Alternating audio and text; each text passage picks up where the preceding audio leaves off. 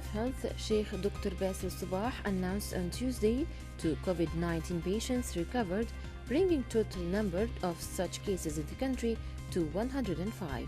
The minister said analysis and examinations proved that the two persons who were sick due to the infection were cured of ailment.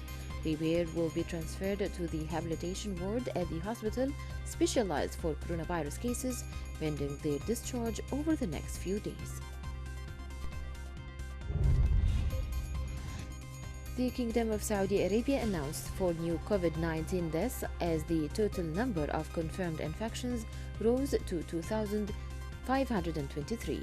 The death toll rose to 38, Dr. Muhammad Abdel Ali, Health Ministry's spokesperson, said during a press conference.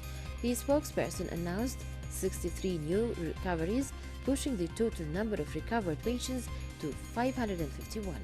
The COVID-19 virus poses a danger to young people as well and is not limited to the older ones, said the ministry spokesperson, urging people to stay at home and not to leave except for extreme necessity.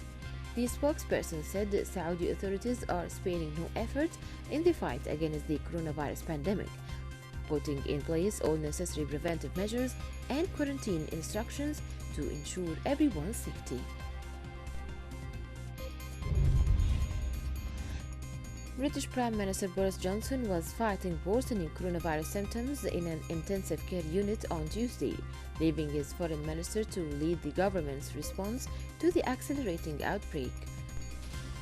Johnson's personal battle with the virus has shaken the British government just as the United Kingdom enters what scientists said is likely to be one of the most deadly weeks of the pandemic, which has already killed 70,000 people worldwide. Premier Johnson, who is 55 years old, was admitted to St. Thomas's Hospital across the River Thames for the House of Commons late on Sunday after suffering persistent coronavirus symptoms, including a high temperature and a cough, for more than 10 days. His condition rapidly deteriorated over the next 24 hours, and he was moved to an intensive care unit where the most serious cases are treated. Although he had received oxygen, his office said he was still conscious. Americans were put on notice Tuesday not to let up in the fight against the coronavirus as a grim milestone of 10,000 deaths cast a pall over the first signs of optimism about the trajectory of the outbreak. The United States has emerged as one of the world's worst-hit nations, with a steadily mounting number of fatalities and millions facing the possibility of economic ruin. Authorities began the week by telling frightened communities to brace for one of the worst periods yet in the crisis, as the outbreak has not yet reached its peak. Baltimore-based Johns Hopkins University, which has been keeping a running tally of coronavirus numbers, said at least 356,942 U.S. cases have been confirmed, with 10,524 deaths.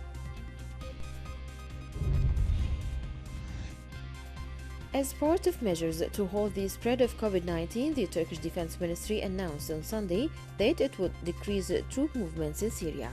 As Turkey's death toll from the virus rose to 574 over the weekend, the entry and exit of Turkish troops and staff into operation zones in Syria will now be subject to permission from the head of the army.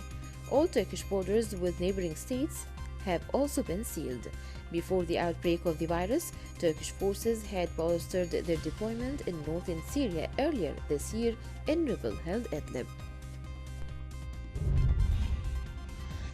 The government reported 38 confirmed new coronavirus cases and one additional death in a briefing on Tuesday morning. The total of confirmed COVID-19 cases in Thailand now stands at 2,258 and the cumulative death toll at 27. An additional 31 people have recovered from the disease, a number that approached the tally of new cases. The figure of 38 new infections appears to show a declining trend from the 51 cases reported on Monday and the 102 logged on Sunday, but there is no way to know the actual number of cases and how quickly the coronavirus is being transmitted because, as the case worldwide, very few people have been tested. Philippine President Rodrigo Duterte on Tuesday approved the extension of lockdown and home quarantine measures covering more than half of the population, a crisis panel official said, in an effort to contain the spread of the coronavirus. The cabinet secretary told a regular news conference the enhanced community quarantine was due to end next week but would be extended until April 30th. Policies restricting movement and gatherings have been in place and in around the capital Manila since nearly a month ago in response to confirmation of the first domestic transmission.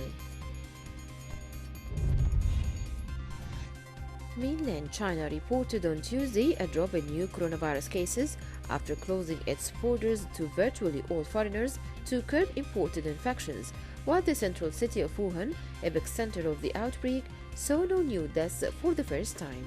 The National Health Commission said China had 32 new confirmed cases of the coronavirus on Monday, down from 39 cases a day earlier. All of the 32 cases involved travelers arriving from overseas, compared with 38 imported cases a day earlier. The health authority said that the overall number of imported infections so far stands at 983. Poland's ruling party has pressed forward with conducting Europe's only national election during the COVID-19 crisis. The Law and Justice Party muscled its measure to hold the May 10th presidential election only via mail-in ballots through the lower house of parliament overnight. Poland's human rights ombudsman said this type of sweeping last-minute change leaves the ballot susceptible to fraud. The events in Warsaw follow last week's passage of a law in Hungary that allows its government to rule by decree for as long as it wants, a development that intensified concern that European leaders are using the cover of COVID-19 to seize more power. The Taliban broke off talks Tuesday with the Afghan government on a prisoner exchange amid 7 peace talks being brokered by the United States after it agreed on a troop withdrawal pact with the militants. The late February pact between the United States and the Taliban, under which U.S.-led international forces will withdraw in exchange for Taliban security guarantees, is the best chance yet to ending the 18-year war. But peace hinges on talks between the U.S.-backed Afghan government and the militants. A prisoner exchange is meant to build confidence on both sides for those talks. Equities rose again Tuesday as investors seized on signs of slowdown in the spread of the coronavirus in key hotspots, and some governments began making plans to ease restrictions aimed at containing the disease. Crude prices were also lifted by hopes major producers will agree to cut output this week, while pound clawed back some of its losses that came in response to news Prime Minister Boris Johnson was in intensive care unit. Asia extended Monday's rally following a surge on Wall Street, with much-needed optimism on news that fresh cases were slowing in Spain, Germany, Italy, and France. According to officials, the group of oil producers known as OPEC+, including Russia, are likely to agree to cut production at a meeting scheduled for Thursday as long as the United States joins in cutting output. The previous production cut deal ended last month after Russia and the Kingdom of Saudi Arabia were unable to come to an agreement to curb output further as the coronavirus pandemic destroyed demand. Now, the fuel demand falling by roughly 30%, members of the Organization of the Petroleum Exporting Countries, OPEC, and allies including Russia are looking to rein in supply. However, they want others like the United States to join. Norway also reiterated its willingness to make unilateral cuts if other producers also cut.